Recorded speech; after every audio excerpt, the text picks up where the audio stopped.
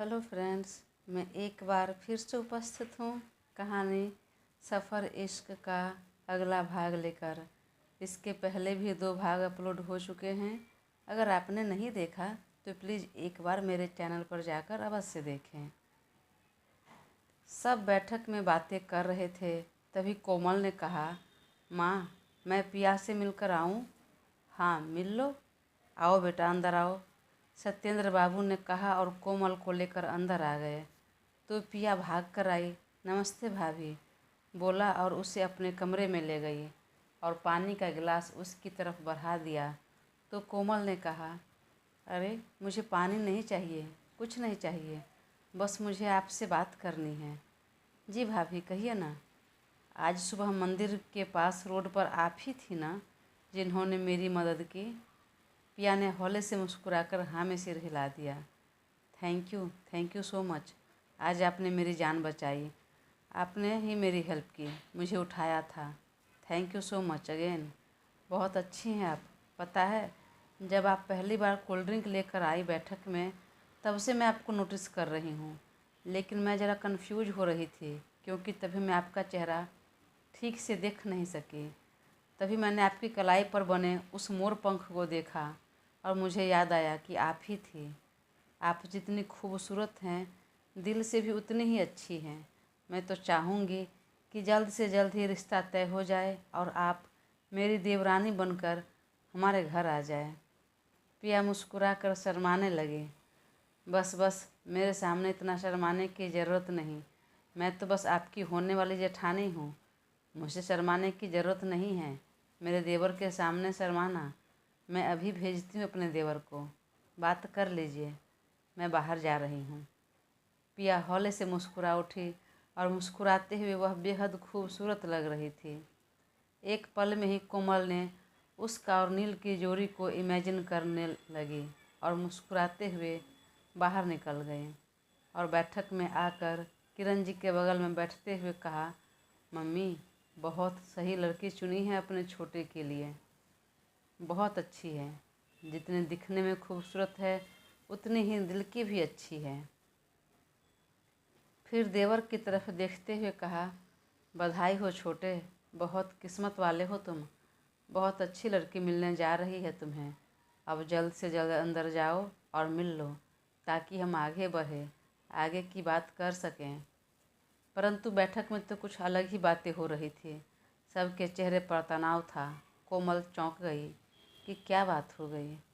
तभी नील ने कहा, पापा हमें जिया पसंद है और हम इस रिश्ते के लिए तैयार हैं, तो आप आगे की बात बढ़ा सकते हैं। सुनकर सभी चौंक गए।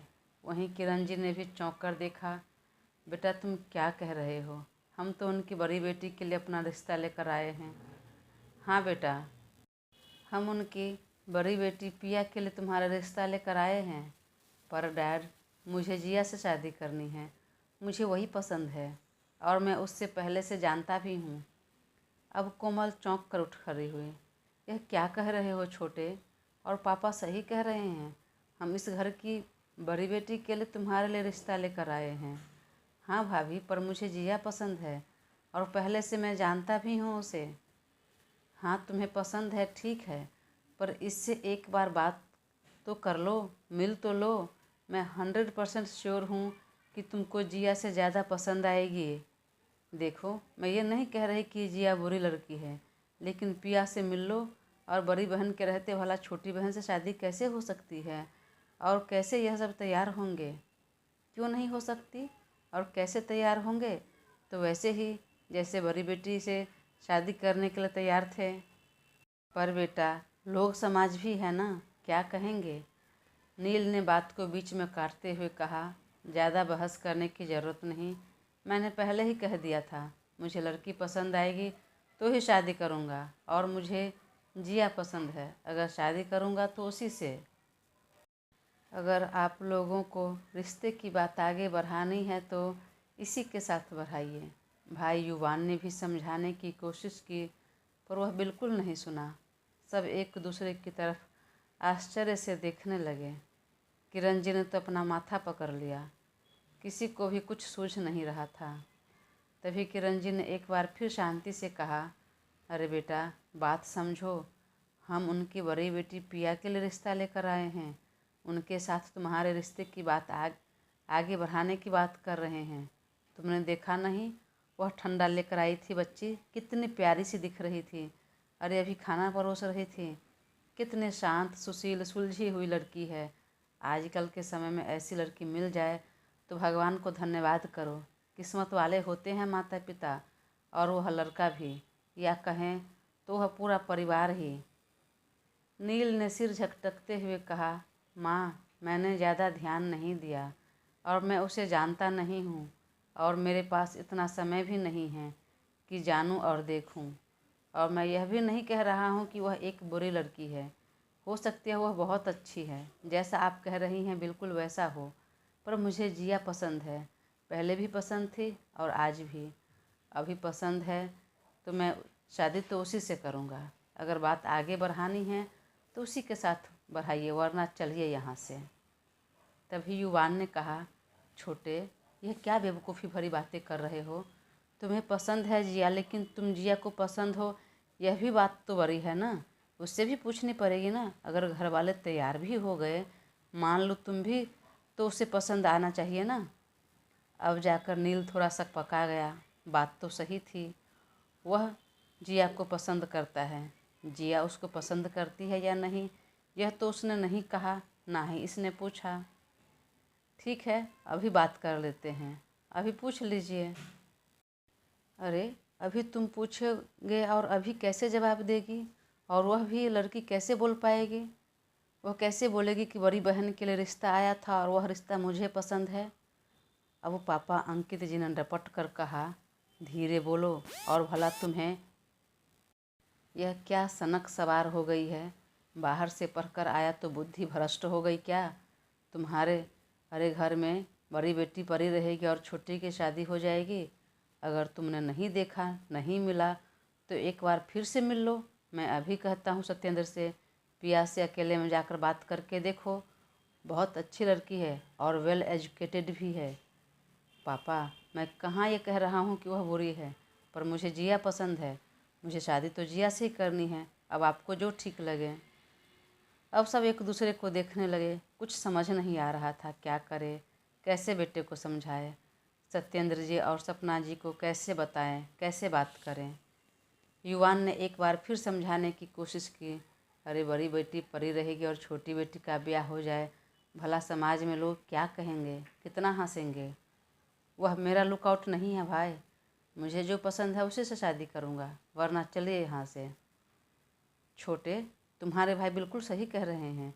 और तुम्हें पता है आज सुबह क्या हुआ? मैं मंदिर में भगवान का दर्शन कर जा रही थी तो रोड पर गिर गई, और जो लड़की ने अपनी जान पर खेलकर मुझे बचाया है, पता है आपको कौन थी?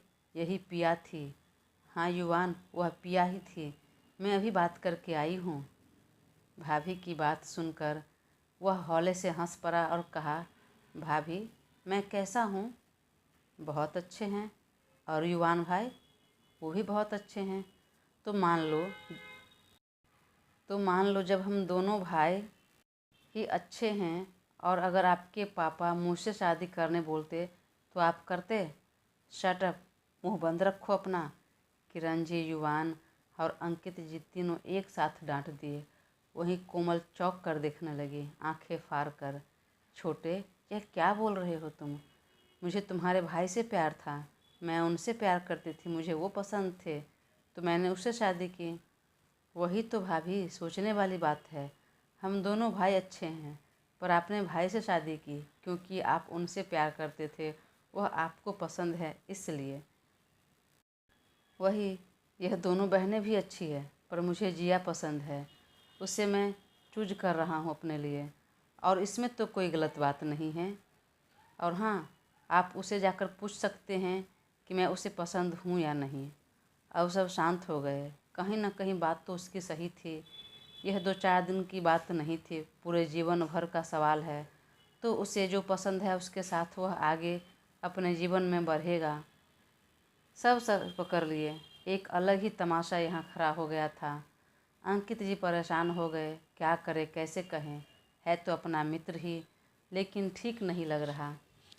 अब युवान भी पापा को समझाने लगा, पापा इसका भी कहना सही है, वह शादी करने जा रहा है। पूरे जीवन भर की बात है, उसकी पसंद नापसंद शादी में होनी ही चाहिए। इसे जो पसंद है उसी के साथ शादी करना ठीक होगा, वरना इज्जत और अपनी जिद के चलते कहीं ऐसा ना हो कि आगे चलकर पछताने के अलावा कुछ ना बचे। हमारे दबाव में और परिवार के इज्जत के चलते दो लोगों की ज़िंदगी खराब हो जाए। दो परिवार में जो इतना अच्छा रिश्ता है, एक गलत शादी की वजह से उसमें दरार आ जाए। सत्येंद्र अंकल आपका दोस्त ही है, आप एक बार बात करके देखिए, मान गए तो ठीक है, वरना चलते हैं घर।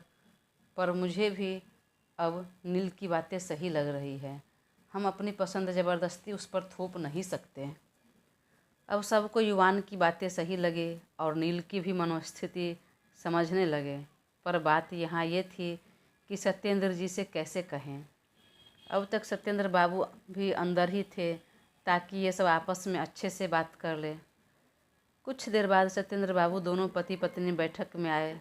हाँ भाई, आपस में बात कर ली आप सब ने, कैसी लगी हमारी पिया बेटी।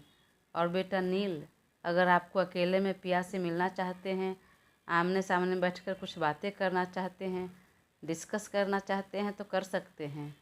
मैं अभी पिया को बुलाता हूँ। पिया, पिया बेटा। पर अंकित जी ने कुछ जवाब नहीं दिया, बल्कि नज़रें फेर ली। अब क्या कहें, कैसे कहें, कुछ समझ में नहीं आ रहा था। बाकी कोमल, किरण और युवान भी इधर उधर देखने लगे। कोई सत्येंद्र जी से नज़रें नहीं मिला पा रहे थे। तब नील खुद बोलने लगा तो अंकित जी ने फिर जोर से डांट दिया। सत्येंद्र जी दोनों पति पत्नी चौंक गए। क्या हुआ भाई, आप इस तरह क्यों डांट रहे हो। सत्येंद्र भाई, कैसे कहूँ, बोला नहीं जा रहा है। अरे बोलो ना भाई, क्या बात है। अगर नील बेटों को पिया पसंद नहीं आई तो कोई बात नहीं, इसमें ऐसा रिएक्ट करने की ज़रूरत नहीं। अंकल, पापा मम्मी रिएक्ट नहीं, ओवर रिएक्ट कर रहे हैं, कुछ ज़्यादा ही कर रहे हैं। मैं बोलूं? तो सपना जी दोनों पति पत्नी ने हाँ में सिर हिला दिया। अंकल, मुझे जिया पसंद है, मैं उसे पहले से जानता हूँ, मेरे कॉलेज में थी, तो मैं जिया से शादी करने के लिए तैयार हूँ। अगर आप चाहे तो जिया से पूछ लीजिए क्या मैं उसे पसंद हूँ या नहीं। अगर नहीं तो फिर मैं जा रहा हूँ। पर सॉरी अंकल, मैं आपकी बड़ी बेटी से शादी नहीं करना चाहता। उसने बिना किसी लाग लपेट के साफ साफ शब्दों में कह दिया। सुनकर सत्येंद्र बाबू शॉक्ड रह गए।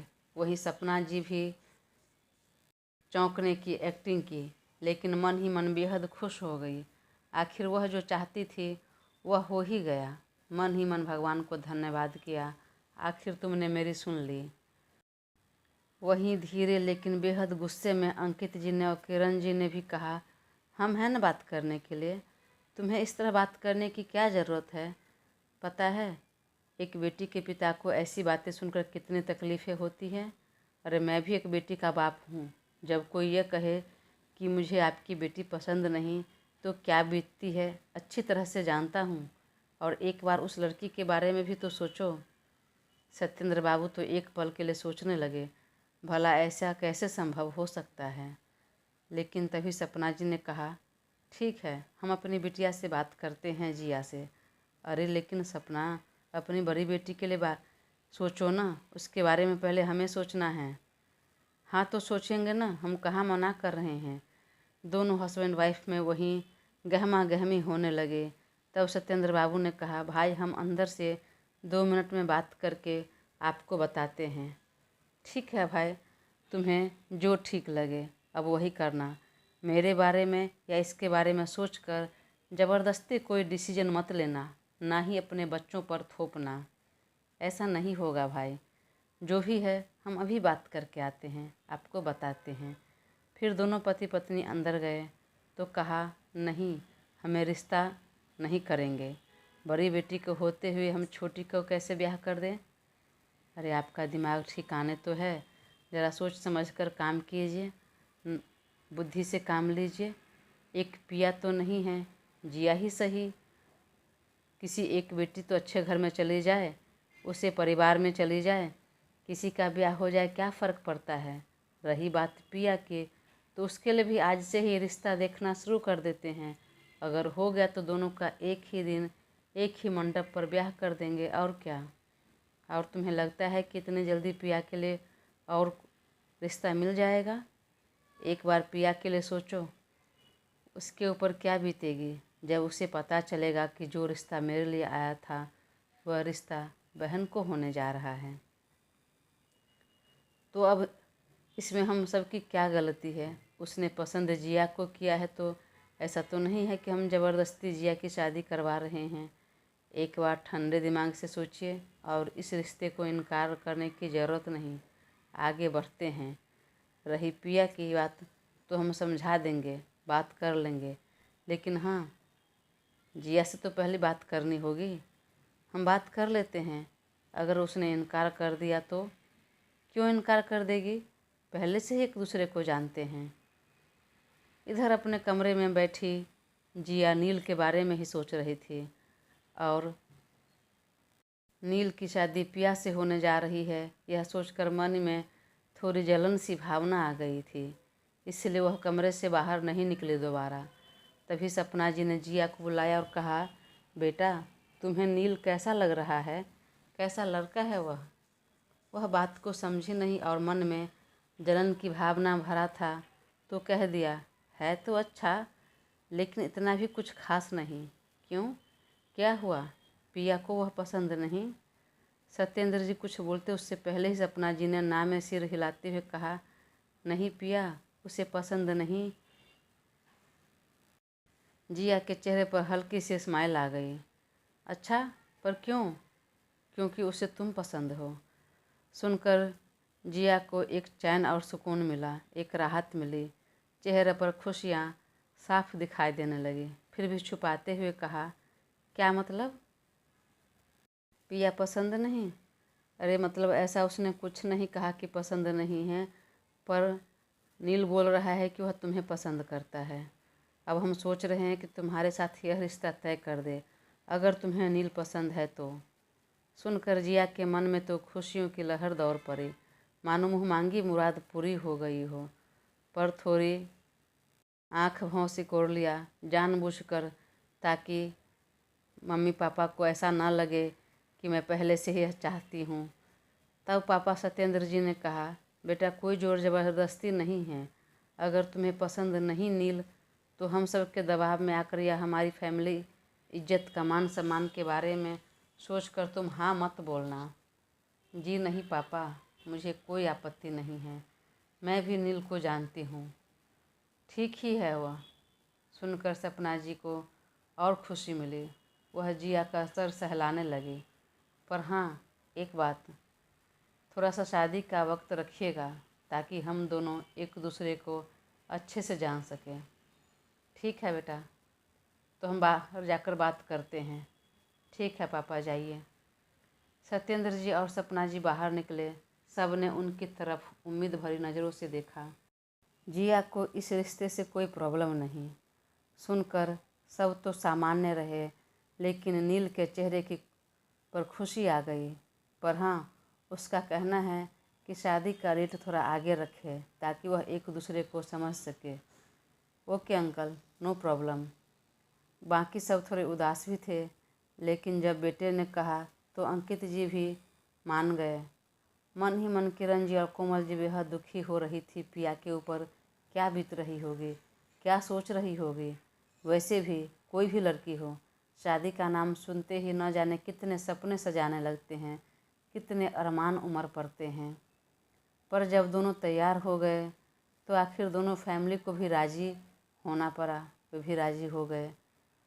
तो ठीक है, हम शगुन का सामान लेकर आए थे, जिया बेटी को हम दे देते हैं और शगुन कर लेते हैं। फिर पंडित जी को बुलाकर कोई शुभ मुहूर्त देखकर सगाई कर लेंगे। ठीक है, जैसा आप सबको ठीक लगे। फिर जिया जिस कपड़े में थी उसी में बुलाया और सोफ़ा पर ही नील और जिया को एक साथ बिठाकर किरण जी ने दोनों को टीका लगाया और फिर जिया के ऊपर अपने साथ लाई चुनरी ओढ़ा दिया और हाथ में कपड़े का पैकेट और एक ज्वेलरी बॉक्स रख दिया, जिसमें बहुत ही खूबसूरत डायमंड के नेकलेस थे और एक जोड़ी झुमके। इस तरह शगुन का रस्म हो गया और दोनों फैमिली ने पंडित जी से बात कर शुभ मुहूर्त देखकर सगाई करने की बात की। वहीं अपने कमरे में बैठी पिया को अब तक किसी ने कुछ बताया नहीं था, लेकिन बाहर बैठक में जो हलचल चल रही थी, बातें हो रही थी, थोड़ी बहुत उसे खिड़की से सुनाई दे रही थी और उसने जाकर खिड़की से जब देखा तो वह रस्म होते देख चौंक गई। मन ही मन सोचने लगी, यह रिश्ता तो शायद मेरे लिए आया था, पर शगुन का रस्म जिया को होते देखा तो न चाहते हुए भी आँखों से आंसू बह निकले। दोस्तों, कहानी आगे जारी रहेगी। प्लीज़ अपना साथ बनाए रखें और चैनल को सब्सक्राइब कर मुझे ज़रूर सपोर्ट करें। Thank you.